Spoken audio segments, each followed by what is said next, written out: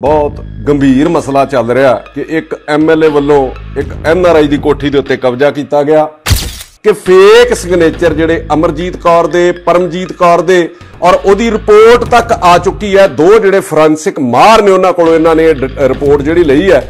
एक नंबरदार है श्याम सिंह, ਉਹਦੇ ਸਾਈਨ ਵੀ ਇਹਦੇ ਵਿੱਚ ਮਿਸਮੈਚ ਜਿਹੜੇ ਨੇ ਕਿਉਂਕਿ ਜਿਹੜੇ ਉਹਦੇ ਪੁਰਾਣੀਆਂ ਰਜਿਸਟਰੀਆਂ ਤੋਂ ਸਾਈਨ ਕੱਢੇ ਗਏ ਜਦੋਂ ਪਹਿਲਾਂ ਵੀ ਕਿਤੇ ਨੰਬਰਦਾਰੀ ਦੇ ਤੌਰ ਤੇ ਗਵਾਹੀ ਪਾਉਂਦਾ ਸੀਗਾ ਉਹ ਵੀ ਸਾਈਨ ਜਿਹੜੇ ਇਹਨਾਂ ਸਾਈਨਾਂ ਦੇ ਨਾਲ ਸਿਗਨੇਚਰ ਮੈਚ ਨਹੀਂ ਕਰਦੇ।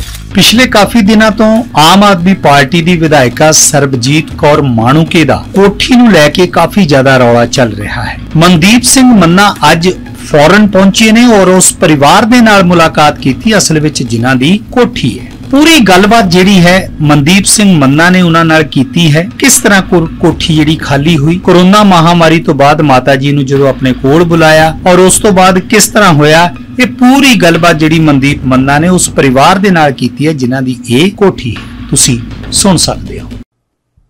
साथियों, आया तो मैं कैनेडा दे विच घुम्मण सीगा पर बहुत सारिया फोन कॉल, बहुत सारे मैसेजेस, बहुत सारे सज्जणा मित्रां दे फोन, बहुत सारी अप्रोच जिहड़ी आई कि पंजाब दे विच एक बहुत गंभीर मसला चल रहा कि एक MLA वालों एक NRI की कोठी दे उत्ते कब्जा किया गया। सो मेरे कोलों जिथे भी किते कुछ गलत हुंदा जां जिथे किते भी लोकां नूं लोड़ महसूस हुंदी है, कदी मैं मूँह विखा के भज्जा नहीं। मेरी जिंदगी का यह मकसद नहीं है कि नहा लिया, सौ लिया, खा लिया, कपड़े पा ले, साह लै ले ते इहदे च जिंदगी है। हाँ, जरूर उत्थे कोशिश करदा भी किसी ना किसी का फायदा जरूर होवे। जे फायदा नहीं ते मेरे गल करन दे नाल किसी का नुकसान भी ना होवे। मैं जिहड़ियां दो लाइनां कह के अपनी गल शुरू कर लगा जिहड़ा कोठी वाला पंजाब च मसला चल रहा, मैं अपने बारे क्यों जरूरत समझी कि इत्थे मैं उन्हां दे घर आया जिन्हां दी ये कोठी इन्हां दे मैसेज ते इन्हां दे माता जी जिहड़े बजुर्ग ने वो पंजाब च फिर रहे ने। इस करके मैनूं भी ये महसूस होया कि मैनूं ये जाके इन्हां दी आवाज़ जिहड़ी वो बुलंद करनी चाहिदी है कि गुलाम फरीदा इत्थे सब मुसाफिर नहीं, कोई अज चलिया कोई कल चलिया, कोई बन गया रौनक पखियां दी, कोई छोड़ के शीश महल चलिया, कोई पलिया नाज ते नखरियां विच, कोई गर्म रेत ते थल चलिया, कोई भुल गया मकसद आवन दा, कोई करके मकसद हल चलिया। गुलाम फरीदा इत्थे सब मुसाफिर, कोई अज चलिया ते कोई कल चलिया। सो मकसद जिंदगी दा इह होना चाहिदा कि तुसी किसी दे नाल जिंदगी दे विच माड़े समय च जां मुश्किल दे विच खलोवो। ये नहीं कि किसी दे घर आए हो मतलब घूमण फिरन आए हो, खा पी लिया ते चले गए।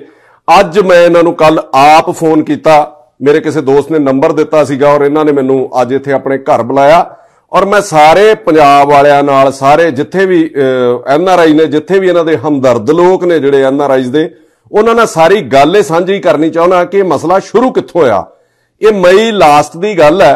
इस आर परमजीत सिंह ढालीवाल ने जिन्हां दे उत्थे मदर भी गए हुए ने ते वाइफ भी इन्हां दा एक दोस्त आस्ट्रेलिया दे विचों इंडिया जिहड़ा वो घुम्मण गया, इन्हां दे घर उन्हें जाके जदों गेड़ा मारिया इन्हां नूं मिलण गया जां इन्हां दे माता जी दा हाल चाल पुछण गया तो अग्गों उन्हें पुछया घर दे विच कि माता अमरजीत कौर कित्थे ने, ते अग्गों कहंदे जी इत्थे अमरजीत कौर नहीं, इत्थे सरबजीत कौर जिहड़े ने वो रहिंदे ने, उन्हां दा घर है। फिर उन्हें इन्हां नूं फोन कीता परमजीत होणां नूं कि तुसीं जिहड़ा अपना वो घर वेच दिता। इन्हां कहा जी असीं बिल्कुल नहीं वेचिया। घर जिहड़ा इन्हां दा 2020 दे विच बंद हो गया सीगा, बंद इस करके कि उदों कोविड सारी दुनिया ही उहदे नाल त्रासदी उस दे विच सारे उस पीड़ा दे विचों निकले आ। 2020 दे विच इन्हां ने अपने माता जी नूं इत्थे कैनेडा बुला लिया जी। इन्हां दे माता जी कैनेडा आ गए और 28 मई नूं इन्हां ने जिहड़ी इन्हां नूं पता लगा अपने दोस्त की कॉल तो बाद और इन्हां दी वाइफ जिहड़ी है उन्होंने कॉल तुसीं कीती कि तुहाडे मैसेज ने जी माणूके नूं इन्हां ने कॉल कीती। जिहड़ी फस्ट कॉल है 28 मई नूं जिन्हां दा नां लगदा सीगा कि घर दे विच उन्हां दी अजकल रैश है, उन्होंने कॉल चुकी नहीं। सैकेंड कॉल जिहड़ी इन्हां ने कीती अपने संधवा साहब जिहड़े साडे लोग विधान सभा दे स्पीकर ने उन्होंने भी कोई मेरे ख्याल गल नहीं तुहाडे नाल होई ते मैसेज कीता तुसीं उन्हां नूं मैसेज कीता और उन्होंने अग्गों कहा कि तुहाडी कंप्लेंट जिहड़ी आ मैं वो फॉरवर्ड कर दित्ती है CM हाउस दे विच। तीजी कॉल इन्हां ने कीती सार भगवंत सिंह मान मुख मंत्री पंजाब दे OSD ने मनजीत सिद्धू, उन्होंने इन्हां नाल गलबात कीती, इन्हां कोलों रिटन कंप्लेंट मंगी और 7 मई नूं जिहड़ा मनजीत सिंह OSD ने इन्हां नूं मिलदे ने और उन्होंने थोड़ी दूर जाके सार भगवंत सिंह मान नाल गल कीती और इन्हां नूं आके दस्सिया कि तुहाडा जिहड़ा सारा मसला है ਉਹ मैं मान साहब के नोटिस दे विच लिया दिता। 7 ਜੂਨ ਨੂੰ ਇਹ ਕੰਪਲੇਂਟ ਜਿਹੜੀ ਰਿਟਨ ਦੇ ਵਿੱਚ ਦਿੰਦੇ ਨੇ, ਉਹ ਕੰਪਲੇਂਟ ਦੀ ਇੱਕ ਕਾਪੀ ਦਿੰਦੇ ਨੇ ਸੀਐਮ ਨੂੰ, ਡੀਜੀਪੀ ਨੂੰ, ਐਨਆਰਆਈ ਮੰਤਰੀ ਕੁਲਦੀਪ ਸਿੰਘ ਧਾਲੀਵਾਲ ਨੂੰ,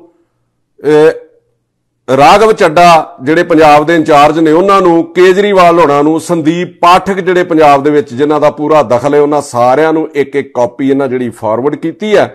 ਔਰ ਉਹਦੇ ਵਿੱਚ ਜੋ ਤੱਥ ਮੇਰੇ ਸਾਹਮਣੇ ਆਏ ਤੇ ਜੋ ਇਹਨਾਂ ਦਿੱਤੇ ਕਿ 8 ਜੂਨ ਨੂੰ ਜਿਹੜੀ ਫਰਦ ਹੈ ਉਹ ਇਹਨਾਂ ਦੀ ਅਮਰਜੀਤ ਕੌਰ ਜਿਹੜੇ ਇਹਨਾਂ ਦੇ ਮਾਤਾ ਜੀ ਨੇ ਉਹਨਾਂ ਦੇ ਨਾਂ ਦੇ ਉੱਤੇ ਬੋਲਦੀ ਹੈ। 8 ਜੂਨ ਦੀ ਇਹਨਾਂ ਨੇ ਉਹ ਕਾਪੀ ਕਢਾਈ ਹੈ ਫਰਦ ਦੀ। ਔਰ ਉਸ ਤੋਂ ਬਾਅਦ ਹੁਣ ਜਿਹੜੀ ਫਰਦ ਹੈ ਜਦੋਂ ਇਹ ਕੰਪਲੇਂਟ ਦੇ ਦਿੰਦੇ ਨੇ 8 ਜੂਨ ਤੱਕ ਇਹਨਾਂ ਦੇ ਨਾਂ ਤੇ ਹੈ, ਔਰ ਉਸ ਤੋਂ ਬਾਅਦ ਜਿਹੜੀ ਫਰਦ ਹੈ ਉਹ ਕਰਮ ਸਿੰਘ ਸਿੱਧੂ ਦੇ ਨਾਂ ਦੇ ਉੱਤੇ ਜਿਹੜੀ ਉਹ ਚੜ ਜਾਂਦੀ ਹੈ। 2004 ਦੇ ਵਿੱਚ ਇਹਨਾਂ ਨੇ ਕੋਠੀ ਖਰੀਦੀ ਆ, ਇੱਥੇ ਬੈਠੇ ਨੇ ਕੈਨੇਡਾ। 2004 ਤੁਸੀਂ ਕਿਹੜੇ ਸੰਨ ਤੋਂ ਆਏ ਹੋ ਜੀ ਇੱਥੇ? 80-81 ਤੋਂ ਇੱਥੋਂ ਮਤਲਬ ਵੀ ਇਹ ਸਦੀ ਦਾ ਇੱਕ ਤੀਜਾ ਹਿੱਸਾ ਹੀ ਹੋ ਗਿਆ ਜਦੋਂ ਦੇ ਇੱਥੇ ਬੈਠੇ ਨੇ। 2004 ਦੇ ਵਿੱਚ ਇਹ ਕੋਠੀ ਖਰੀਦੀ ਹੈ, ਮਾਤਾ ਜੀ ਇਹਨਾਂ ਦੇ ਉੱਥੇ ਰਹਿੰਦੇ ਸੀਗੇ। 2005 21 ਮਾਰਚ ਜਿਹੜੀ 2005 ਉਦੋਂ ਇੱਕ ਪਾਵਰ ਆਫ ਟਾਰਨੀ ਤਿਆਰ ਹੁੰਦੀ ਹੈ ਅਸ਼ੋਕ ਕੁਮਾਰ ਵੱਲੋਂ, ਔਰ ਉਹਦੇ ਵਿੱਚ ਜਿਹੜੇ ਸਿਗਨੇਚਰ ਨੇ ਜਿਵੇਂ ਇਹਨਾਂ ਨੇ ਦੱਸਿਆ ਕਿ ਫੇਕ ਸਿਗਨੇਚਰ ਜਿਹੜੇ ਅਮਰਜੀਤ ਕੌਰ ਦੇ, ਪਰਮਜੀਤ ਕੌਰ ਦੇ, ਔਰ ਉਹਦੀ ਰਿਪੋਰਟ ਤੱਕ ਆ ਚੁੱਕੀ ਹੈ। 2 ਜਿਹੜੇ ਫੋਰੈਂਸਿਕ ਮਾਹਰ ਨੇ ਉਹਨਾਂ ਕੋਲੋਂ ਇਹਨਾਂ ਨੇ ਰਿਪੋਰਟ ਜਿਹੜੀ ਲਈ ਹੈ ਕਿ ਇਹ ਸਿਗਨੇਚਰ ਜਿਹੜੇ ਮੈਚ ਹੀ ਨਹੀਂ ਕਰਦੇ। 16 ਜੂਨ ਨੂੰ ਇਹਨਾਂ ਕੋਲੇ 2 ਰਿਪੋਰਟਾਂ ਜਿਹੜੀਆਂ ਆ ਗਈਆਂ ਨੇ ਜਿਹਦੀ ਆ ਕਾਪੀ ਇਹਨਾਂ ਨੇ ਹੁਣ ਇੱਥੇ ਮੈਨੂੰ ਦਿੱਤੀ ਹੈ। ਇਹ ਪੰਜਾਬ ਵੀ ਭੇਜ ਦਿੱਤੀਆਂ ਨੇ ਜੀ, ਤੁਸੀਂ ਕਾਪੀਆਂ ਉੱਥੇ ਦਸਤਾਵੇਜ਼ ਹੈ ਜੀ ਉਹਨਾਂ ਨੇ ਕਰਵਾਈਆਂ ਸੀ ਸਾਡੇ ਲਈ ਤੇ ਉਹਨਾਂ ਨੇ ਇਹਦੀ ਕੀਤੀ ਹੋਈ ਰਿਪੋਰਟ ਪੂਰੀ। ਉਹਦੇ ਅੱਗੇ ਵੇਖੋ, ਉਹਦੇ ਵਿੱਚ ਇੱਕ ਨੰਬਰਦਾਰ ਹੈ ਸ਼ਿਆਮ ਸਿੰਘ, ਉਹਦੇ ਸਾਈਨ ਵੀ ਇਹਦੇ ਵਿੱਚ ਮਿਸਮੈਚ ਜਿਹੜੇ ਨੇ, ਕਿਉਂਕਿ ਜਿਹੜੇ ਉਹਦੇ ਪੁਰਾਣੀਆਂ ਰਜਿਸਟਰੀਆਂ ਤੋਂ ਸਾਈਨ ਕੱਢੇ ਗਏ ਜਦੋਂ ਪਹਿਲਾਂ ਵੀ ਕਿਤੇ ਨੰਬਰਦਾਰੀ ਦੇ ਤੌਰ ਤੇ ਗਵਾਹੀ ਪਾਉਂਦਾ ਸੀਗਾ, ਉਹ ਵੀ ਸਾਈਨ ਜਿਹੜੇ ਇਹਨਾਂ ਸਾਈਨਾਂ ਦੇ ਨਾਲ ਸਿਗਨੇਚਰ ਮੈਚ ਨਹੀਂ ਕਰਦੇ। ਔਰ ਉਹਦੀ ਡੈਥ ਹੋ ਚੁੱਕੀ ਉਸ ਬੰਦੇ ਦੀ ਜਿਹੜਾ ਬੰਦਾ ਖੜਾ ਕੀਤਾ ਗਿਆ ਪਾਵਰ ਆਫ ਟਾਰਨੀ ਲਈ, ਔਰ ਮਾਤਾ ਜੀ ਦੀ ਜਗ੍ਹਾ ਤੇ ਜਿਹੜੀ ਔਰਤ ਖੜੀ ਕੀਤੀ ਗਈ ਹੈ ਉਹਦੀ ਵੀ ਕਹਿੰਦੇ ਡੈਥ ਹੋ ਚੁੱਕੀ ਆ। ਵੀ ਸਭ ਜਿਉਂਦਿਆਂ ਜੀ ਜਗ੍ਹਾ ਦੇ ਉੱਤੇ ਮਰਿਆਂ ਬੰਦਿਆਂ ਨੂੰ ਤਿਆਰ ਕਰਕੇ ਉਹਨਾਂ ਦੇ ਪੇਪਰ ਲਾਏ ਗਏ। ਐਡੀ ਮਤਲਬ ਕੀ ਇਹ ਮਤਲਬ ਪੰਜਾਬ 'ਚ ਚੱਲ ਕੀ ਰਿਹਾ ਹੈ, ਸਾਰਾ ਸੋਚਣ ਵਿਚਾਰਨ ਦੀ ਲੋੜ ਹੈ। ਇੱਕ ਰਿਪੋਰਟ ਇਹਨਾਂ ਨੂੰ ਫਿਰੋਜ਼ਪੁਰ ਤੋਂ ਵੀ ਆ ਗਈ ਹੈ, ਸੰਜੀਵ ਸ਼ਰਮਾ ਨੇ ਜੀ ਫੋਰੈਂਸਿਕ ਜਿਹੜੇ, ਉਹਨਾਂ ਨੇ ਵੀ ਇਹ ਰਿਪੋਰਟ ਇਹਨਾਂ ਨੂੰ ਤਿਆਰ ਕਰਕੇ ਦਿੱਤੀ ਕਿ ਸਾਈਨ ਜਿਹੜੇ ਉਹ ਬਿਲਕੁਲ ਜਿਹੜੇ ਮਿਸਮੈਚ ਨੇ। ਔਰ ਪੁਲਿਸ ਜਦੋਂ ਇਹ ਪੁੱਛਦੇ ਨੇ, ਇਹਨਾਂ ਦੇ ਵਾਈਫ ਉੱਥੇ ਨੇ, ਇਹਨਾਂ ਦੇ ਮਾਤਾ ਜੀ ਉੱਥੇ ਨੇ, ਉਹ ਬਾਰ-ਬਾਰ ਜਿਹੜੇ ਉਹ ਪੁਲਿਸ ਦੇ ਗੇੜੇ ਮਾਰ ਰਹੇ ਨੇ। ਔਰ ਅੱਜ ਰਿਪੋਰਟ ਆਊਗੀ, ਕੱਲ ਜਿਹੜੀ ਰਿਪੋਰਟ ਆਊਗੀ ਮਾਲ ਮਹਿਕਮੇ ਕੋਲੋਂ। ਮੈਂ ਪੁੱਛਣਾ ਚਾਹੁੰਦਾ ਕਿ ਐਡਾ ਹਾਈ ਪ੍ਰੋਫਾਈਲ ਜਿਹੜਾ ਉਹ ਕੇਸ ਹੋਵੇ, ਜਿਹੜਾ ਸਾਰੇ ਪੰਜਾਬ ਦੇ ਵਿੱਚ ਤੁਹਾਡੀ ਥੂ ਕਰਾ ਰਿਹਾ ਹੋਵੇ। ਮੈਂ ਮਾਨ ਸਾਹਿਬ ਤੁਹਾਨੂੰ ਵੀ ਇੱਕ ਗੱਲ ਕਹਿਣੀ ਚਾਹੁੰਦਾ, ਮੈਂ ਹਰ ਜਗ੍ਹਾ ਦੇ ਉੱਤੇ ਕਹਿੰਦਾ ਕਿ ਤੁਸੀਂ ਇਮਾਨਦਾਰ ਹੋ, ਤੁਸੀਂ ਇਮਾਨਦਾਰੀ ਨਾਲ 1.25 ਸਾਲ ਜਿਹੜਾ ਪੰਜਾਬ ਦਾ ਹੰਢਾਇਆ, ਤੁਹਾਡੇ ਉੱਤੇ ਵੀ ਇੱਥੇ ਲਾਹਣਤਾਂ ਪੈ ਰਹੀਆਂ ਨੇ। ਮੈਂ ਇੱਥੇ ਫਿਰ ਰਿਹਾ ਔਰ ਜਗ੍ਹਾ ਦੇ ਉੱਤੇ ਇਹ ਮਸਲਾ ਜਿਹੜਾ ਵਿਚਾਰਿਆ ਜਾ ਰਿਹਾ। ਮੈਨੂੰ ਕਈ ਲੋਕਾਂ ਨੇ ਇੱਥੇ ਖਲੋ ਕੇ ਕਹਿ ਦਿੱਤਾ ਵੀ ਤੁਸੀਂ ਇਹਦੇ ਉੱਤੇ ਕਿਉਂ ਨਹੀਂ ਬੋਲਦੇ ਐਨਆਰਆਈਜ਼ ਲਈ। 8 ਨੂੰ ਇਹਨਾਂ ਨੂੰ ਥਾਣੇ ਦੇ ਵਿੱਚ ਬੁਲਾਇਆ ਜਾਂਦਾ ਇਸ ਕੰਪਲੇਂਟ ਬੇਸ ਦੇ ਉੱਤੇ। ਉੱਥੇ ਬੈਠੇ ਹੁੰਦੇ ਨੇ ਐਸਪੀ ਪਰਮਾਰ ਤੇ ਡੀਐਸਪੀ ਵਿਰਕ, ਉੱਥੇ ਮਾਣੂਕੇ ਮੈਡਮ ਦੇ ਹਸਬੈਂਡ ਆਉਂਦੇ ਨੇ, ਔਰ ਉਹਦੇ ਵਿੱਚ ਉੱਥੇ ਇਹਨਾਂ ਨਾਲ ਗੱਲਬਾਤ ਹੁੰਦੀ ਹੈ ਕਿ ਤੁਸੀਂ ਕੋਠੀ ਕਿੰਨੀ ਦੇਰ ਤੋਂ ਰਹਿ ਰਹੇ ਹੋ? ਕੀ ਕਹਿੰਦੇ ਜੀ 15 ਦਿਨ ਤੋਂ ਰਹਿ ਰਹੇ ਆ। 15 ਦਿਨ ਦਾ ਉੱਥੇ ਲਾਇਆ, ਕਹਿੰਦੇ 2 ਮਹੀਨੇ ਤੋਂ ਕਿਰਾਏ ਤੇ ਲਈ ਹੋਈ ਹੈ। 2 ਮਹੀਨੇ ਤੋਂ ਕਹਿੰਦੇ ਨੇ ਕਿਰਾਏ ਤੇ ਲਈ ਹੋਈ ਹੈ, ਤੇ ਕਿਰਾਏਨਾਮੇ ਦੇ ਵਿੱਚ ਮੇਰੇ ਖਿਆਲ 15 ਮਈ ਦਾ ਟਾਈਮ ਹੈ। 15 ਮਈ ਦੇ ਵਿੱਚ 15 ਦਿਨਾਂ ਚੋਂ ਕੋਠੀ ਤਿਆਰ ਵੀ ਕਿਵੇਂ ਹੋ ਗਈ, ਉਹ ਰੈਨੋਵੇਟ ਵੀ ਕਿਵੇਂ ਹੋ ਗਈ ਕਿ ਜਦੋਂ ਇੱਥੇ ਰਹਿ ਰਹੇ ਨੇ? ਸਾਰਾ ਕੁਝ ਇੱਕ ਸਾਜ਼ਿਸ਼ ਦਾ ਹਿੱਸਾ ਸੀਗਾ ਜਿਹਦੀ ਇਨਕੁਆਇਰੀ ਕਰਨੀ ਚਾਹੀਦੀ ਹੈ, ਨਾ ਕਿ ਲੋਕ ਖੱਜਲ ਹੋਣ। ਔਰ ਡੀਐਸਪੀ ਵਿਰਕ ਹੈ ਜਿਹੜਾ ਉੱਥੇ, ਉਹ ਇਹਨਾਂ ਦੇ ਮੈਸੇਜ ਨੂੰ ਕਹਿੰਦਾ ਕਿ ਤੁਸੀਂ ਕੋਠੀ ਕਿਰਾਏ ਤੇ ਦੇ ਦਿਓ। ਹੁਣ ਉਸ ਡੀਐਸਪੀ ਨੂੰ ਮੈਂ ਪੁੱਛਣਾ ਚਾਹੁੰਦਾ ਵੀ ਜੇ ਇਹ ਮਾਲਕ ਹੀ ਨਹੀਂ ਉਹ ਕੋਠੀ ਦੇ, ਤੁਸੀਂ ਇਹਨਾਂ ਨੂੰ ਮੰਨਦੇ ਹੀ ਨਹੀਂ ਇਹ ਮਾਲਕ ਨੇ, ਫਿਰ ਕਿਹੜੇ ਮਤਲਬ ਕਾਨੂੰਨ ਦੇ ਤਹਿਤ ਇਹਨਾਂ ਕੋਲੋਂ ਤੁਸੀਂ ਕੋਠੀ ਕਿਰਾਏ ਦੇ ਉੱਤੇ ਮੰਗ ਰਹੇ ਹੋ? ਫਿਰ ਅੱਗੋਂ ਇਹਨਾਂ ਨੂੰ ਮੈਸੇਜ ਦਿੱਤਾ ਜਾਂਦਾ ਕਿ ਵੇਚ ਦਿਓ। ਇੱਥੇ ਇੱਕ ਬੰਦਾ ਇਹਨਾਂ ਨੂੰ ਅਪਰੋਚ ਕਰਦਾ ਹੈ ਕਿ ਕੋਠੀ ਵੇਚ ਦਿਓ, ਤੁਸੀਂ, ਤੁਹਾਨੂੰ ਇੰਨੇ ਪੈਸੇ ਦੇ ਦਿੰਦੇ ਆ, ਜਿੰਨਾ ਮੁੱਲ ਹੈ ਉਸ ਤੋਂ ਵੱਧ ਦੇਣ ਨੂੰ ਤਿਆਰ ਹੋ ਗਏ ਕਿ ਮੈਡਮ ਦਾ ਜਿਹੜਾ ਅਕਸ ਹੈ ਉਹ ਕਿਤੇ ਸਾਫ਼ ਸੁਥਰਾ ਕਰ ਲਿਆ ਜਾਵੇ। ਅਕਸ ਇਸ ਤਰੀਕੇ ਸਾਫ਼ ਨਹੀਂ ਹੋਣਾ ਮੈਡਮ, ਤੁਸੀਂ ਵੀ ਸੁਣ ਲਓ ਮਾਣੂਕੇ ਜੀ, ਅਕਸ ਤੁਹਾਡਾ ਸਾਫ਼ ਤਾਂ ਹੋਣਾ ਸੀਗਾ ਤੁਸੀਂ ਇਹਨਾਂ ਦੀ ਖੁਦ ਰਖਵਾਲੀ ਕਰਦੇ। ਫਿਰ ਇਹਨਾਂ ਦੇ ਮੈਸੇਜ ਨੂੰ ਐਸਪੀ ਪਰਮਾਰ ਨੇ ਉੱਥੇ ਬੁਲਾਉਂਦੇ ਨੇ 9 ਤਰੀਕ ਨੂੰ ਜੀ, 9 ਜੂਨ ਨੂੰ 6 ਵਜੇ ਤੱਕ ਉਹ ਇਹਨਾਂ ਨੂੰ ਮਿਲਦੇ ਹੀ ਨਹੀਂ। 6 ਵਜੇ ਇਹਨਾਂ ਨੂੰ ਕਾਲ ਕਰਦੇ ਨੇ ਸਾਰਾ ਦਿਨ ਬਹਿ ਕੇ, ਔਰ ਐਸਪੀ ਸਾਹਿਬ ਕਹਿੰਦੇ ਨੇ ਕਿ ਡੀਐਸਪੀ ਵਿਰਕ ਨੂੰ ਮਿਲ ਲਓ। ਆਂਦੇ ਜੀ ਉੱਥੋਂ ਤੋਂ ਨਿਆਂ ਹੀ ਨਹੀਂ ਮਿਲ ਰਿਹਾ, ਉਹ ਤੇ ਕੋਠੀ ਕਿਰਾਏ ਤੇ ਮੰਗ ਰਹੇ ਨੇ। ਉਹਨਾਂ ਕੋਲੋਂ ਅਸੀਂ ਕੁਝ ਨਹੀਂ ਮਤਲਬ ਤੁਹਾਨੂੰ ਸਿੱਧੇ ਤੌਰ ਦੇ ਉੱਤੇ ਮਿਲਣਾ ਚਾਹੁੰਦੇ ਆ, ਐਸਐਸਪੀ ਨੂੰ ਮਿਲਣਾ ਚਾਹੁੰਦੇ ਆ। ਇਹ ਗੁਰਮੀਤ ਸਿੰਘ ਖੁੱਡੀਆਂ ਮੰਤਰੀ ਨੂੰ ਮਿਲਦੇ ਨੇ, ਜਿਹੜੇ ਨਵੇਂ ਮੰਤਰੀ ਬਣੇ ਨੇ, ਉਹ ਏਡੀਜੀਪੀ ਕੋਲ ਤੋਰ ਦਿੰਦੇ ਨੇ, ਏਡੀਜੀਪੀ ਇਹਨਾਂ ਨੂੰ ਐਸਐਸਪੀ ਕੋਲ ਤੋਰ ਦਿੰਦੇ ਨੇ, ਐਸਐਸਪੀ ਅੱਗੋਂ ਇਹਨਾਂ ਨੂੰ ਐਸਪੀ ਪਰਮਾਰ ਕੋਲ ਤੋਰ ਦਿੰਦੇ ਨੇ। ਬਸ ਇਸੇ ਗੱਦੀ ਗੇੜ ਦੇ ਵਿੱਚ। ਸੋ ਇਹ ਮਸਲਾ ਸਭ ਤੋਂ ਪਹਿਲਾਂ ਖਹਿਰਾ ਸਾਹਿਬ ਨੇ ਚੁੱਕਿਆ ਜੀ। ਪਤਾ ਨਹੀਂ ਕਿੱਥੋਂ ਟਵੀਟ ਆਈ ਇਹ ਖਹਿਰਾ ਸਾਹਿਬ ਨੇ ਮੇਰੇ ਖਿਆਲ ਟਵੀਟ ਕੀਤਾ। ਔਰ ਮੇਰੀ ਸਰਕਾਰ ਨੂੰ ਇੱਕ ਅਪੀਲ ਹੈ ਕਿ ਖਹਿਰਾ ਸਾਹਿਬ ਦੇ ਨਾਲ ਤੁਹਾਡੀ ਸੁਖਪਾਲ ਖਹਿਰਾ ਨਾਲ ਜਿੰਨੀ ਮਰਜ਼ੀ ਲੱਗਦੀ ਹੋਵੇ, ਜੋ ਮਰਜ਼ੀ ਹੋਵੇ, ਜਿਹੜੀ ਗੱਲ ਫੈਕਟ ਦੇ ਉੱਤੇ ਕੋਈ ਬੰਦਾ ਚੁੱਕੇ ਉਹਦੇ ਉੱਤੇ ਵਿਚਾਰ ਜ਼ਰੂਰ ਕਰਨਾ ਚਾਹੀਦਾ। ਇਹ ਨਹੀਂ ਸੋਚ ਲੈਣਾ ਚਾਹੀਦਾ ਵੀ ਇਹ ਮਸਲਾ ਖਹਿਰੇ ਨੇ ਚੁੱਕਿਆ ਤੈਨੂੰ ਹੱਲ ਹੀ ਨਹੀਂ ਕਰਨਾ, ਉਹਦੇ ਅੱਗੇ ਆਪਾਂ ਅੜੀ ਕਰ ਲੈਣੀ ਆ। ਇਹਦੇ ਨਾਲ ਤੁਹਾਡੀ ਸਰਕਾਰ ਦਾ ਅਕਸ ਵੀ ਡਿੱਗ ਰਿਹਾ। ਇੱਥੇ ਤੱਕ ਇਹਨਾਂ ਨੂੰ ਅਪਰੋਚ ਕਰਨ ਦੀ ਜਿਹੜੀ ਉਹ ਕੋਸ਼ਿਸ਼ ਕੀਤੀ ਜਾ ਰਹੀ ਹੈ। ਔਰ ਮਤਲਬ ਇਹ ਟੱਬਰ ਤੋਂ ਅੱਡ ਹੋ ਕੇ ਬੈਠੇ ਨੇ, ਸਾਰਾ ਟੱਬਰ ਤੇ ਉੱਥੇ ਬਹਿ ਨਹੀਂ ਨਾ ਸਕਦਾ। ਇਹ ਇੱਥੇ ਕੰਮ ਕਰ ਦੇਖ ਰਹੇ ਨੇ, ਵਾਈਫ ਇਹਨਾਂ ਦੇ ਮਤਲਬ ਜਿਹੜੇ ਤੇ ਮਦਰ ਇਹਨਾਂ ਦੇ ਬਜ਼ੁਰਗ ਨੇ ਉੱਥੇ ਕੰਮ ਕਰ ਦੇਖ ਰਹੇ ਨੇ। ਹੁਣ ਜਿਹੜੀ ਮੈਂ ਮਾਣੂਕੇ ਦੀ ਪ੍ਰੈਸ ਕਾਨਫਰੰਸ ਸੁਣੀ, ਉਹ 2-3 ਦਿਨ ਤੋਂ ਬੋਲ ਰਹੇ ਆ ਪ੍ਰੈਸ ਵਾਲਿਆਂ ਨੂੰ ਸੱਦ ਕੇ, ਉਹਦੇ ਵਿੱਚ ਉਹ ਤਰਕ ਕੀ ਦਿੰਦੇ ਨੇ ਕਿ ਜਿੰਨੇ ਮੈਨੂੰ ਘਰ ਦੀ ਚਾਬੀ ਦਿੱਤੀ, ਮੈਨੂੰ ਨਹੀਂ ਪਤਾ ਉਹ ਠੀਕ ਆ ਗਲਤ ਆ, ਮੈਂ ਚਾਬੀ ਉਹਨੂੰ ਵਾਪਸ ਮੋੜ ਦਿੱਤੀ। ਮੇਰਾ ਮੈਡਮ ਮਾਣੂਕੇ ਨੂੰ ਇੱਕ ਸਵਾਲ ਹੈ ਕਿ ਕੋਈ ਚੋਰ ਗੱਡੀ ਚੋਰੀ ਕਰਕੇ ਲੈ ਆਵੇ, ਉਹਦੀ ਚਾਬੀ ਤੁਹਾਨੂੰ ਫੜਾ ਦੇਵੇ ਤੇ ਮਗਰ ਮਾਲਕ ਆ ਜੇ ਆਪਣੇ ਦਸਤਾਵੇਜ਼ ਲੈ ਕੇ, ਤੇ ਤੁਸੀਂ ਕੀ ਕਹੋਗੇ ਵੀ ਮੈਂ ਚਾਬੀ ਜਿਹੜੀ ਉਹ ਚੋਰ ਨੂੰ ਮੋੜਨੀ ਆ? ਤੁਹਾਡਾ ਫਰਜ਼ ਹੈ, ਲੋਕਾਂ ਨੇ ਤੁਹਾਨੂੰ ਐਮਐਲਏ ਬਣਾਇਆ। ਮੈਂ ਸੁਣਦਾ ਸੀਗਾ ਕੱਲ ਤੁਹਾਨੂੰ ਕਿ ਮੈਂ ਐਮਐਲਏ 40,000 ਤੇ ਜਿੱਤੀ ਆ, ਔਰ 40,000 ਤੇ ਤੁਸੀਂ ਜਿੱਤੇ ਹੋ ਤੇ ਤੁਹਾਡੇ ਇਲਾਕੇ ਦੇ ਲੋਕਾਂ ਦੀ ਜਾਨ ਤੇ ਮਾਲ ਦੀ ਰਾਖੀ ਕਰਨਾ ਵੀ ਤੁਹਾਡਾ ਫਰਜ਼ ਬਣਦਾ। ਇਹ ਲੋਕਾਂ ਨੂੰ ਧੱਕੇ ਨਾ ਖਾਣੇ ਪੈਣ। ਇਹਨਾਂ ਲੋਕਾਂ ਨੇ ਤੁਹਾਨੂੰ, ਐਨਆਰਆਈਜ਼ ਨੇ, ਸਾਰੀ ਸਰਕਾਰ ਨੂੰ, ਤੁਹਾਨੂੰ ਲੋਕਾਂ ਨੂੰ ਫੰਡਸ ਵੀ ਦਿੱਤੇ ਨੇ। ਇਸ ਕਰਕੇ ਨਹੀਂ ਦਿੱਤੇ ਕਿ ਸਾਡੀਆਂ ਕੋਠੀਆਂ ਦੇ ਉੱਤੇ, ਸਾਡੀਆਂ ਜਾਇਦਾਦਾਂ ਦੇ ਉੱਤੇ ਕਬਜ਼ਾ ਕਰ ਲਓ, ਸਾਨੂੰ ਖੱਜਲ ਹੋਣਾ ਪਵੇ। ਮੈਂ ਤੁਹਾਨੂੰ ਇੱਕ ਗੱਲ ਕਹਿਣਾ ਚਾਹੁੰਦਾ ਸਰਬਜੀਤ ਕੌਰ ਮਾਣੂਕੇ, ਕਿ ਲੋਕ ਜੇ ਚੜਾ ਸਕਦੇ ਆ ਨਾ ਤੇ ਲੋਕ ਥੱਲੇ ਵੀ ਲਾ ਸਕਦੇ ਆ। ਤਾਕਤ ਦਾ ਤੇ शोहरत का कभी मान नहीं करना चाहिए कि शोहरत की बुलंदी भी पल भर का तमाशा है। शोहरत की बुलंदी भी पल भर का तमाशा है। जिस डाल पे बैठे हो वो टूट भी सकती है। भी जेड़ी टाणी ते बैठे हो जे इहो जे काम करोगे तो डिग भी पैनी है। दूजा तर्क तुसी की दिंदे हो, मैं एसएसपी नूं कहा कि वैरीफाई कर ते जेड़ा गलत है उहदे उत्ते परचा दर्ज कर। फिर बनदा है ते इह सीगा भी एसएसपी ओनू वैरीफाई करदा, डीसी ओनू वैरीफाई करदा। फिर तुसी बिना वैरीफाई कीते किवें एक बंदे नूं चाबी दे दित्ती, उहदे उत्ते तुसी कोई सरकारी रिसीवर लाउंदे, डीसी दे दफ्तर चाबी रख दिंदे, एसएसपी दे दफ्तर चाबी रख दिंदे भी जेड़ा जायज होऊगा, जेड़ा सही होऊगा ओनू चाबी दे दे। तुसी किवें अथॉरिटी बन गए? तुसी कोई हाई कोर्ट दे जज लगे हो भी तुसी उस वेले फैसला सुना दिता भी इस बंदे ने मैनूं कोठी दित्ती है और इहनूं मैं वापस चाबी कर रही हां। जे गलत सी ते तुहाडा फर्ज सीगा उस बंदे दे उत्ते परचा दर्ज कराउंदे। गलत कोठी तुसी कह रहे हो कि डिस्प्यूटेड कोठी मैनूं दे दित्ती गई। डिस्प्यूटेड कोठी लई क्यों जांदी है? डिस्प्यूटेड जायदाद लई क्यों जांदी है?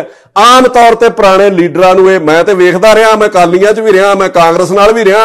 आम तौर ते सरकार बनदिआं ही कुत्ते वांगू सुंघदे फिरदे ने भी झगड़े वाली जगह हैगी है किते, झगड़े वाली जगह हैगी है किते। ਉਹ ਕੰਮ ਤੁਸੀਂ ਲੋਕਾਂ ਨੇ ਵੀ ਅਪਣਾ ਲਏ। ਜੇ ਗਲਤ ਸੀਗੇ ਤੇ ਤੁਹਾਡੀ ਲੈਣੀ ਨਹੀਂ ਸੀ ਇਹ ਕੋਠੀ ਬਣਦੀ। ਫਿਰ ਤੁਸੀਂ ਤਰੱਕੀ ਦਿੱਤਾ ਕਿ ਖਹਿਰੇ ਨੇ ਵੀ ਜ਼ਮੀਨ ਦੱਬੀ ਆ, ਉਹ ਆਪਣੀ ਜ਼ਮੀਨ ਪਹਿਲਾਂ ਛੱਡੇ। ਮੈਂ ਤੈਨੂੰ ਪੁੱਛਣਾ ਚਾਹੁੰਦਾ, ਜੇ ਖਹਿਰੇ ਨੇ ਜ਼ਮੀਨ ਦੱਬੀ ਹੈ ਤੇ ਫਿਰ ਕਾਰਵਾਈ ਕਿਹਨੇ ਕਰਨੀ ਹੈ? ਸਰਕਾਰ ਤੁਹਾਡੀ ਹੈ।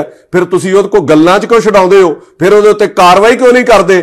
ਗੱਲਾਂ ਬਾਤਾਂ ਨਾਲ ਨਾ ਸਾਰੋ, ਮਤਲਬ ਜੋ ਤੁਸੀਂ ਕੀਤਾ ਹੈ ਫਿਰ ਉਡੀਕ ਕਾਹਦੀ ਕਰਦੇ ਹੋ? ਜੇ ਖਹਿਰੇ ਨੇ ਕੋਠੀ ਦੱਬੀ ਹੈ, ਸਭ ਤੋਂ ਵੱਧ ਵਿਰੋਧ ਤੁਹਾਡੀ ਸਰਕਾਰ ਦਾ ਕੱਲੇ-ਕੱਲੇ ਬੰਦੇ ਦਾ ਉਹ ਕਰਦਾ, ਤੇ ਫਿਰ ਉਹਦੇ ਉੱਤੇ ਕਾਰਵਾਈ ਕਿਉਂ ਨਹੀਂ ਕਰਦੇ? ਜੇ ਉਹਨੇ ਜਗ੍ਹਾ ਦੱਬੀ ਹੈ, ਜਿਹਦੀ ਜਗ੍ਹਾ ਦੱਬੀ ਉਹਨੂੰ ਸਟੈਂਡ ਕਰ ਲਓ ਤੇ ਖਹਿਰੇ ਦੇ ਉੱਤੇ ਪਰਚਾ ਦਰਜ ਕਰੋ। ਆਪਾਂ ਜਿਹੜੇ ਬੰਦੇ ਦੇ ਨਾਲ ਇਹਨਾਂ ਦਾ ਝਗੜਾ ਹੈ, ਜਿਹਦੇ ਬਾਰੇ ਦੁਹਾਈ ਦੇ ਰਹੇ ਆ ਕਰਮ ਸਿੰਘ ਜਿਹੜਾ ਬੰਦਾ, ਉਹਦਾ ਆਪਾਂ ਪੱਖ ਲੈ ਰਹੇ ਆ। ਉਹਦੀਆਂ ਆਪਣੇ ਨਾਲ ਫੋਟੋਆਂ ਆਉਂਦੀਆਂ ਨੇ, ਫਿਰ ਆਪਾਂ ਕਿਰਾਏਨਾਮਾ ਉਹਦੇ ਕੋਲ ਲਿਖਾ ਲਿਆ। ਆਪਾਂ ਉਹਦਾ ਐਡਾ ਪੱਖ ਕਿਉਂ ਪੂਰ ਰਹੇ ਆ? ਦੂਜੀ ਚੀਜ਼, ਮੈਂ ਛੋਟੇ ਇਸ਼ੂਜ਼ ਦੇ ਵਿੱਚ ਕਦੀ ਨਹੀਂ ਪਿਆ ਕਿ ਉਸ ਜਗ੍ਹਾ ਦੇ ਉੱਤੇ ਸੜਕ ਕਿਵੇਂ ਪੈ ਗਈ। ਐਮਐਲਏ ਵੀ ਕਿਤੇ ਰਹਿੰਦਾ ਹੋਵੇ, ਮੈਂ ਨਾ ਕਾਉਂਸਲਰ ਨਹੀਂ ਮਾਨ, ਉਹ ਕਿਤੇ ਰਹਿੰਦਾ ਹੋਵੇ, ਉਹਦੇ ਘਰ ਦੀ ਸੜਕ ਵੀ ਪੈ ਸਕਦੀ ਆ, ਚਾਹੇ ਉਹ ਕਿਰਾਏ ਤੇ ਰਹਿੰਦਾ ਹੋਵੇ, ਚਾਹੇ ਉਹ ਕਬਜ਼ਾ ਕਰਕੇ ਰਹਿੰਦਾ ਹੋਵੇ, ਕਿਉਂਕਿ ਲੋਕ ਉਹਦੇ ਕੋਲ ਆਉਂਦੇ ਆ। ਲੋਕ ਉਹਨੂੰ ਫਿਰ ਲਾਹਨਤਾਂ ਪਾਉਣਗੇ ਵੀ ਤੇਰੀ ਤੇ ਆਪਣੀ ਸੜਕ ਨਹੀਂ ਬਣੀ, ਤੂੰ ਸਾਡਾ ਕੀ ਵਿਕਾਸ ਕਰਦਾ ਫਿਰੇਗਾ।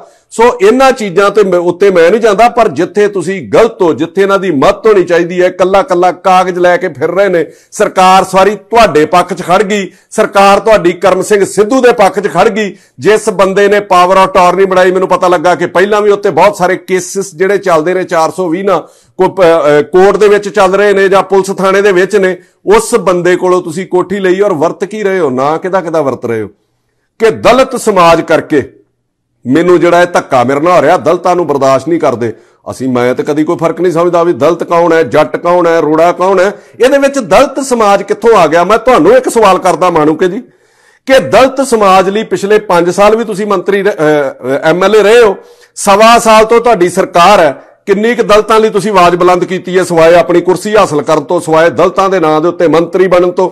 ਦਲਿਤਾਂ ਦਾ ਸਿਰਫ ਨਾਂ ਵਰਤਿਆ ਜਾਂਦਾ ਆਪਣੇ ਪਾਪ ਲੁਕਾਉਣ ਲਈ। ਜਿੱਥੇ ਤੁਸੀਂ ਕਿਤੇ ਫਸ ਜਾਂਦੇ ਹੋ ਫਿਰ ਆਪਣੇ ਜਾਤ ਦਾ ਧਰਮ ਦਾ ਸਾਰਿਆਂ ਕੋਲੇ ਮਤਲਬ ਜੇ ਕਿਤੇ ਕੋਈ ਸਿੱਖ ਹੈ, ਜੇ ਕੋਈ ਹਿੰਦੂ ਹੈ, ਫਿਰ ਆਪੋ ਆਪਣੀ ਜਿਹੜੀ ਧਰਮ ਦੀ ਉਹ ਆੜ ਲੈਣੀ ਸ਼ੁਰੂ ਕਰ ਦਿੰਦਾ। ਅੱਗੋਂ ਪਿੱਛੋਂ ਆਪਾਂ ਆਪਣੇ ਧਰਮ ਲਈ ਆਪਣੀ ਜਾਤ ਪਾਤ ਲਈ ਕੁਝ ਨਹੀਂ ਕਰਦੇ, ਸਿਰਫ ਆਪਣੇ ਪਾਪ ਲੁਕਾਉਣ ਲਈ। ਤੇ ਪਾਪ ਲੁਕਾਉਣ ਤੋਂ ਬਾਅਦ ਜਦੋਂ ਮਸਲਾ ਹੱਲ ਹੋ ਜਾਂਦਾ ਫਿਰ ਅਗਲਾ ਪਾਪ ਕਰਨ ਲਈ ਤੁਰ ਪੈਂਦੇ ਆ। ਤੁਹਾਡੇ ਤੇ ਕਿਸੇ ਨੇ ਬੜਾ ਵਧੀਆ ਲਿਖਿਆ ਕਿ ਕਿਤਨੀ ਅਜੀਬ ਹੈ ਗੁਨਾਹੋਂ ਕੀ ਜੁਸਤਜੂ ਇਕਬਾਲ, कितनी अजीब है गुनाहों की जुस्तजू इकबाल, नमाज भी जल्दी में पढ़ते हैं फिर से गुनाह करने के लिए।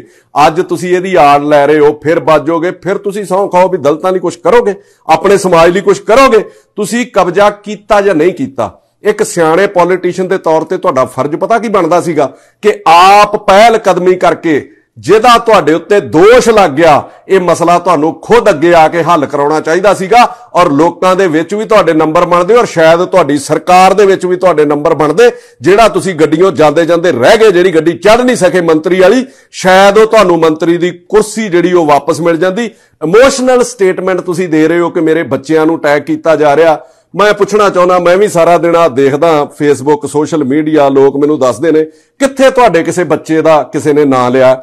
ਹਾਂ, ਜੇ ਤੁਸੀਂ ਇਸ ਪ੍ਰੋਫੈਸ਼ਨ 'ਚ ਹੋ, ਤੁਸੀਂ ਕੋਈ ਸੋਸ਼ਲ ਵਰਕਰ ਹੋ, ਤੁਸੀਂ ਕੋਈ ਪੋਲੀਟੀਸ਼ੀਅਨ ਹੋ, ਤੁਸੀਂ ਕੋਈ ਅਫਸਰ ਹੋ, ਤੁਸੀਂ ਕਿਤੇ ਵੀ ਸਮਾਜ ਸੇਵਾ ਦੇ ਨਾਲ ਜੁੜੇ ਹੋ, ਸੋਸ਼ਲ ਵਰਕ ਦੇ ਨਾਲ ਜੁੜੇ ਹੋ, ਤੇ ਇਹਨਾਂ ਚੀਜ਼ਾਂ ਲਈ ਤੁਹਾਨੂੰ ਤਿਆਰ ਰਹਿਣਾ ਚਾਹੀਦਾ ਕਿ ਮੇਰੇ ਉੱਤੇ ਕੋਈ ਬਲੇਮ ਵੀ ਲੱਗ ਸਕਦਾ। ਆਪਣੇ ਬੱਚਿਆਂ ਨੂੰ ਵੀ ਮਾਨਸਿਕ ਤੌਰ ਦੇ ਉੱਤੇ ਤਿਆਰ ਰੱਖਣਾ ਚਾਹੀਦਾ ਕਿ ਕਿਤੇ ਜੇ ਸਹੀ ਆ ਤੇ ਕਿਤੇ ਕੋਈ ਗਲਤ ਦੋਸ਼ ਵੀ ਲੱਗ ਸਕਦੇ ਆ। ਸਾਡੇ ਬੱਚਿਆਂ ਬਾਰੇ ਵੀ ਲੋਕ ਬੜਾ ਕੁਝ ਮਾੜਾ ਚੰਗਾ ਬੋਲ ਦਿੰਦੇ ਆ, ਬੜਾ ਕੁਝ ਲਿਖ ਦਿੰਦੇ ਆ, ਤੇ ਕੀ ਸਮਾਜ ਲਈ ਬੋਲਣੋਂ ਹਟ ਜਾਈਏ? ਕੀ ਸਮਾਜ ਦੀ ਬਾਹ ਫੜਨੋਂ ਹਟ ਜਾਈਏ? ਸੋ ਇਹ ਗੱਲਾਂ ਮੈਂ ਤੁਹਾਨੂੰ ਤੁਹਾਡੀਆਂ ਗੱਲਾਂ ਦੇ ਜਵਾਬ ਦਿੱਤੇ ਆ। ਤੇਰਾ ਫਰਜ਼ ਬਣਦਾ MLA ਦਾ ਕਿ ਇਹਨਾਂ ਲੋਕਾਂ ਦੇ ਜਾਨ ਮਾਲ ਦੀ ਰਾਖੀ ਕਰ। ਹੁਣ ਮੈਂ ਗੱਲ ਕਰਨ ਲੱਗਾ, ਜਿਹੜਾ ਮੇਰਾ ਸਿੱਧਾ ਸਿੱਧਾ ਮੈਸੇਜ ਹੈ ਉਹ ਹੈ ਸਾਰ ਭਗਵੰਤ ਸਿੰਘ ਮਾਨ ਨੂੰ ਕਿ ਮੈਂ ਤੇਰੀ ਇਮਾਨਦਾਰੀ ਪੱਖੋਂ ਤੇਰੀ ਬਹੁਤ ਇੱਜ਼ਤ ਕਰਦਾ। ਪੰਜਾਬ ਨੂੰ ਬਹੁਤ ਦੇਰ ਬਾਅਦ, ਪਤਾ ਨਹੀਂ ਤੁਸੀਂ ਦਿੱਲੀ ਤੋਂ ਚੱਲਦੇ ਹੋ, ਤੁਹਾਡੇ ਕਿਤੇ ਪੈਰਾਂ 'ਚ ਬੇੜੀਆਂ ਵੀ ਹੋਣਗੀਆਂ, ਜੋ ਵੀ ਹੈ, ਪਰ ਬੜੀ ਦੇਰ ਬਾਅਦ ਪੰਜਾਬ ਨੂੰ ਆ 1.25 ਸਾਲ ਕੋ ਇਮਾਨਦਾਰ ਮੁੱਖ ਮੰਤਰੀ ਦਾ ਤੁਹਾਡੇ MLA ਥੱਲੇ ਕਰਦੇ ਹੋਣਗੇ ਇਹੋ ਜਿਹੀਆਂ ਚੋਰੀਆਂ ਠੱਗੀਆਂ। ਮੈਂ ਕੋਈ ਸਾਦੀ ਨਹੀਂ ਭਰਦਾ, ਪਰ ਹਾਂ ਅਜੇ ਤੱਕ ਤੁਹਾਡੇ ਉੱਤੇ ਕੋਈ ਮੈਨੂੰ ਐਡਾ ਵੱਡਾ ਦੋਸ਼ ਜਾਂ ਕੋਈ ਐਡਾ ਵੱਡਾ ਕੀ ਕੋਈ ਦੋਸ਼ ਲੱਭਾ ਨਹੀਂ ਕਰਪਸ਼ਨ ਦਾ। ਮੈਂ ਤੁਹਾਨੂੰ ਇਹ ਕਹਿਣਾ ਚਾਹੁੰਦਾ ਕਿ ਆਪਾਂ ਪਹਿਲਾਂ ਸਟੇਟਮੈਂਟ ਦਿੱਤੀਆਂ ਨੇ ਮਾਨ ਸਾਹਿਬ ਕਿ ਗੋਰੇ ਪੰਜਾਬ 'ਚ ਆ ਕੇ ਨੌਕਰੀ ਕਰਨਗੇ, ਅੰਗਰੇਜ਼ ਲੋਕ ਪੰਜਾਬ 'ਚ ਆ ਕੇ ਕੰਮ ਕਰਨਗੇ, ਮੈਂ ਪੰਜਾਬ ਨੂੰ ਇਹੋ ਜਿਹਾ ਬਣਾ ਦਊਂਗਾ। ਇੱਥੇ ਤੇ ਪੰਜਾਬੀ ਆਉਣ ਨੂੰ ਤਿਆਰ ਨਹੀਂ। ਜਿਹੜੇ ਪੰਜਾਬੀ ਇੱਥੇ ਰਹਿੰਦੇ ਨੇ ਉਹ ਵੀ ਭੱਜਣ ਨੂੰ ਤਿਆਰ ਨੇ, ਲਾ ਐਂਡ ਆਰਡਰ ਕਰਕੇ। ਮਤਲਬ ਇੱਥੇ ਕੰਮ ਕਰ ਕਿਹੜੀ ਇੰਡਸਟਰੀ ਆਪਣੇ ਲੱਗ ਰਹੀ ਹੈ? ਕੁਝ ਵੀ ਨਹੀਂ ਲੱਗ ਰਿਹਾ। ਗੋਰੇ ਕਿਵੇਂ ਲੈ ਕੇ ਆ ਰਹੇ ਹੋ ਜਦੋਂ ਕਿ ਪੰਜਾਬੀਆਂ ਦੀਆਂ ਜਾਇਦਾਦਾਂ ਜਿਹੜੇ ਬਾਹਰ ਬੈਠੇ ਨੇ, ਸਰਕਾਰ ਨੂੰ ਉਹਨਾਂ ਜਾਇਦਾਦਾਂ ਦੀ ਚੌਕੀਦਾਰੀ ਕਰਨੀ ਚਾਹੀਦੀ ਹੈ ਕਿ ਬੰਦੇ ਆਪਣੀ ਰੋਜੀ ਰੋਟੀ ਕਮਾਉਣ ਲਈ ਗਏ, ਇੱਥੇ ਵੀ ਉਹਨਾਂ ਆਪਣੇ ਪੈਰ ਨਹੀਂ ਛੱਡੇ। ਔਰ ਇਹਨਾਂ ਲੋਕਾਂ ਦੀ ਜਾਇਦਾਦ ਦੀ ਰਾਖੀ ਦਾ ਸਾਡਾ ਫਰਜ਼ ਹੈ। ਇਹੋ ਲੋਕ ਸੁਰੱਖਿਅਤ ਨਹੀਂ ਹੈਗੇ, ਇਹਨਾਂ ਦੀਆਂ ਜਾਇਦਾਦਾਂ ਸੁਰੱਖਿਅਤ ਨਹੀਂ ਹੈਗੀਆਂ, ਤੇ ਗੋਰੇ ਤੇ ਕਿਤੇ ਇਧਰ ਮੂੰਹ ਹੀ ਨਹੀਂ ਕਰ ਸਕਦੇ। ਜੋ ਮੈਂ ਗੋਰਿਆਂ ਦਾ ਹਾਲ ਵੇਖਦਾ, ਜਿੱਡੇ ਉਹ ਡਿਸਪਲਿਨ 'ਚ ਰਹਿੰਦੇ ਨੇ ਤੇ ਜਿੱਡੀ ਉਹ ਇਮਾਨਦਾਰੀ ਨਾਲ ਕੰਮ ਕਰਦੇ ਨੇ। ਮੈਂ ਸਵੇਰੇ ਕਿਸੇ ਨਾਲ ਗੱਲ ਕਰਦਾ ਸੀਗਾ ਪੰਜਾਬ, ਮੇਰੇ ਪੱਤਰਕਾਰ ਨੇ ਦੋਸਤ, ਮੈਂ ਸਾਰੀ ਡਿਟੇਲ ਲੈ ਰਿਹਾ ਸੀਗਾ ਇਹਦੀ, ਔਰ ਉਹਨਾਂ ਨੇ ਮੈਨੂੰ ਇੱਕ ਗੱਲ ਦੱਸੀ ਕਿ ਮੇਰਾ ਇੱਕ ਦੋਸਤ ਹੈ ਇੰਗਲੈਂਡ ਦੇ ਵਿੱਚ, ਉਹ ਕਹਿੰਦਾ ਸੀਗਾ ਕਿ ਮੈਂ ਮੋਹਾਲੀ ਦੇ ਵਿੱਚ ਇੱਕ ਫਲੈਟ ਲੈਣਾ, ਕਿ ਮੈਂ ਕਦੀ ਪੰਜਾਬ ਆ ਗਿਆ, ਫਲੈਟ ਮਿਲ ਜਾਂਦੇ ਨੇ, ਮੈਂ ਵਧੀਆ ਇੱਥੇ ਰਿਹਾ ਕਰੂੰਗਾ। ਜਦੋਂ ਦਾ ਇਹ ਮਸਲਾ ਉੱਠਿਆ ਉਹ ਕੰਨਾਂ ਨੂੰ ਹੱਥ ਹੀ ਲਾ ਗਿਆ ਵੀ ਮੇਰਾ ਜੋ ਕੁਝ ਹੈਗਾ ਮੈਂ ਉਹ ਵੀ ਵੇਚ ਕੇ ਬਾਹਰ ਹੀ ਕੁਝ ਲੈ ਲੈਣਾ, ਮੈਂ ਇੱਥੇ ਨਹੀਂ ਰਹਿਣਾ। ਇਹ ਸੱਚਾਈ ਆ, ਮੈਂ ਝੂਠ ਕਦੀ ਜ਼ਿੰਦਗੀ 'ਚ ਨਹੀਂ ਬੋਲਦਾ। ਜੋ ਸਾਹਮਣੇ ਆ ਰਹੇ ਨੇ ਫੈਕਟ ਮੈਂ ਉਹ ਤੁਹਾਡੇ ਸਾਹਮਣੇ ਰੱਖ ਰਿਹਾ। ਮਾਨ ਸਾਹਿਬ, ਬਾਹਰ ਮੈਂ ਫਿਰ ਰਿਹਾ, ਲੋਕ ਲਾਹਣਤਾਂ ਪਾ ਰਹੇ ਨੇ ਇਸ ਕੋਠੀ ਵਾਲੇ ਮਸਲੇ ਦੇ ਉੱਤੇ ਵੀ ਐਡਾ ਵੱਡਾ ਮਸਲਾ। ਉਹ 2 ਲੇਡੀਜ਼ ਪੰਜਾਬ ਦੇ ਵਿੱਚ ਜਾ ਕੇ ਖੱਜਲ ਹੋ ਰਹੀਆਂ ਨੇ। ਇੱਥੇ ਵੀ ਰੋਜੀ ਰੋਟੀ ਦੀ ਫਿਕਰ ਹੈ, ਇੱਥੇ ਕੋਈ ਪੰਜਾਬ ਵਾਲਾ ਹਿਸਾਬ ਤੇ ਨਹੀਂ ਕਿ 10 ਦਿਨ ਨੌਕਰੀ ਤੇ ਨਾ ਜਾਓ ਤੇ MLA ਜਾਂ ਮੇਰੇ ਵਰਗਾ ਫੋਨ ਕਰਦੇ ਵੀ ਇਹਨੇ ਨਹੀਂ ਆਉਣਾ ਤੇ 10 ਦਿਨ ਇਹਦੀ ਹਾਜ਼ਰੀ ਲਾ ਦੀ। ਉਹੋ ਜਿਹਾ ਸਿਸਟਮ ਇੱਥੇ ਨਹੀਂ ਚੱਲਦਾ। ਸੋ ਇਹ ਲੋਕ ਤੁਹਾਡੇ ਕੋਲੋਂ ਬੜੀ ਆਸ ਨਾਲ ਬੈਠੇ ਨੇ, ਤੁਹਾਨੂੰ ਫੋਨ ਕੀਤਾ, ਤੁਹਾਡੇ OSD ਨੇ ਤੁਹਾਡੇ ਧਿਆਨ 'ਚ ਲਿਆਂਦਾ। ਹੁਣ ਤੱਕ ਇਹ ਮਸਲਾ ਜਿਹੜਾ ਉਹ ਹੱਲ ਹੋ ਜਾਣਾ ਚਾਹੀਦਾ ਸੀਗਾ, ਔਰ ਇਹਨੂੰ ਦੁੱਧ ਦਾ ਦੁੱਧ, ਪਾਣੀ ਦਾ ਪਾਣੀ ਜਿਹੜਾ ਉਹ ਤੁਹਾਨੂੰ ਚਾਹੀਦਾ ਆਪ ਜਿਹੜਾ ਉਹ ਦਖਲ ਦੇ ਕੇ ਕਰੋ। ਜੇ ਤੁਸੀਂ ਇਹ ਮਸਲਾ ਹੱਲ ਕਰੋਗੇ, ਮੈਂ ਤੁਹਾਨੂੰ ਗਰੰਟੀ ਨਾ ਕਹਿੰਦਾ, ਜੋ ਮੈਂ ਇੱਥੇ ਹਾਲਾਤ ਵੇਖੇ ਨੇ, ਲੋਕਾਂ ਦਾ ਵਿਸ਼ਵਾਸ ਤੁਹਾਡੇ ਲਈ ਹੋਰ ਪੱਕਾ ਹੋਊਗਾ। ਲੋਕ ਤੁਹਾਡੀ ਸਿਫਤ ਕਰਨਗੇ। ਆਪਣੇ MLA ਦੀਆਂ ਗਲਤੀਆਂ ਕਰਕੇ ਆਪਣੀ ਸਰਕਾਰ ਦਾ ਅਕਸ ਨਾ ਸੁੱਟੋ। ਖਹਿਰਾ ਸਾਹਿਬ ਵੀ ਕਹਿੰਦੇ CBI ਜਾਂਚ, ਮਤਲਬ ਆਮ ਲੋਕ ਕਹਿੰਦੇ ਉੱਤੇ ਸੀਬੀਆਈ ਜਾਂਚ, ਮੈਂ ਨਹੀਂ ਮੰਨਦਾ। ਮੈਂ ਕਹਿੰਦਾ ਇਹਦੀ ਜਾਂਚ ਤੁਸੀਂ ਆਪਦੇ ਡੀਜੀ ਵਿਜੀਲੈਂਸ ਹੈ ਉਹਨਾਂ ਕੋਲੋਂ, ਮੈਂ ਉਸ ਬੰਦੇ ਨੂੰ ਵੀ ਇਮਾਨਦਾਰੀ ਦਾ ਬਹੁਤ ਵੱਡਾ ਖਿਤਾਬ ਦਿੰਦਾ, ਵਰਿੰਦਰ ਸ਼ਰਮਾ ਉਹਨਾਂ ਨੂੰ, ਨਿਊਟਰਲ ਜਾਂਚ ਉਹਨਾਂ ਨੂੰ ਕਰਨ ਲਈ ਕਹਿ ਦਿਓ। ਉਹ 2 ਦਿਨਾਂ ਦੇ ਵਿੱਚ ਤੁਹਾਨੂੰ ਦੁੱਧ ਦਾ ਦੁੱਧ ਤੇ ਪਾਣੀ ਦਾ ਪਾਣੀ ਕਰ ਦੇਣਗੇ। ਹਰ ਬੰਦੇ ਦੇ ਨਹਾੜੇ ਕੱਢ ਲਏ। ਆ ਧਾਰੀਵਾਲ NRI ਮਿਨਿਸਟਰ ਹੈ, ਪਹਿਲਾ ਮਹਿਕਮਾ ਤੇ ਉਹਦੇ ਕੋਲੋਂ ਖੋਹ ਲਿਆ ਵੀ ਸਮਝ ਆ ਗਈ ਵੀ ਇਹ ਗੱਲਾਂ ਵਾਲਾ ਹੀ ਹੈ। ਆਪਾਂ ਉੱਥੋਂ ਕਬਜ਼ਾ ਛਡਾ ਲਿਆ, ਉੱਥੋਂ ਕਬਜ਼ਾ ਛਡਾ ਲਿਆ, ਨਾ ਤੇ ਬਾਦਲਾਂ ਦੇ ਕਬਜ਼ੇ ਛੁੱਟੇ ਨਾ ਵੱਡੇ ਲੀਡਰਾਂ ਦੇ ਕਬਜ਼ੇ ਛੁੱਟੇ, ਤੇ ਧਾਰੀਵਾਲ ਨੂੰ ਉਸ ਕੰਮੋਂ ਤੋਂ ਤੁਸੀਂ ਵਿਹਲਾ ਕੀਤਾ। ਬਹੁਤ ਵਧੀਆ, ਵੀ ਸਿਵਾਏ ਗੱਲਾਂ ਤੋਂ ਬਗੈਰ ਕੁਝ ਹੈ ਨਹੀਂ ਸੀਗਾ। ਪਰ ਆ ਜਿਹੜਾ ਮਸਲਾ ਹੈ ਤੁਹਾਡੇ ਆਪਣੇ ਧਿਆਨ ਦੇ ਨਾਲ ਜਿਹੜਾ ਉਹ ਹੱਲ ਹੋਣਾ ਚਾਹੀਦਾ। 7 ਸਮੁੰਦਰੋਂ ਪਾਰ, ਮੇਰਾ ਇੱਕ ਛੋਟਾ ਜਿਹਾ ਸਵਾਲ ਹੈ ਭਗਵੰਤ ਮਾਨ ਹੋਣਾ ਨੂੰ, 7 ਸਮੁੰਦਰੋਂ ਪਾਰ ਕੌਣ ਜਾ ਕੇ ਝੂਠੀ ਲੜਾਈ ਲੜਦਾ ਹੈ ਜੀ ਪੰਜਾਬ ਦੇ ਵਿੱਚ? ਕਿੰਨੂੰ ਨਹੀਂ ਪਤਾ ਵੀ ਪੰਜਾਬ ਦੇ ਵਿੱਚ ਪੁਲਿਸ ਕਿੰਨੀ ਆਪ ਉਧਰੀ ਆ ਵੀ ਇਹਨਾਂ ਨੂੰ ਫਸਾ ਦੂਗੀ ਕਿਤੇ ਨਾ ਕਿਤੇ। ਸੱਚੇ ਨੇ ਤੇ ਇਹ ਲੜਾਈ ਆਪਣੀ ਲੜ ਰਹੇ ਆ ਨਾ, ਕਿੱਡੀ ਕੁ ਛੇਤੀ ਇਹ ਮਸਲਾ ਹੱਲ ਹੋ ਸਕਦਾ। ਇਹਦੇ ਤੇ 2-3 ਤਰਕ ਨੇ, ਲਾਓ ਆਪਦੇ ਡੀਜੀ ਦੀ ਡਿਊਟੀ ਤੇ 2 ਦਿਨਾਂ ਚ ਹੱਲ ਨਾ ਹੋਵੇ। ਉਹ ਕਹਿ ਰਹੀ ਹੈ ਕਿ ਮੈਂ 15 ਦਿਨਾਂ ਤੋਂ ਇੱਥੇ ਕਿਰਾਏ ਤੇ ਆ ਜੀ।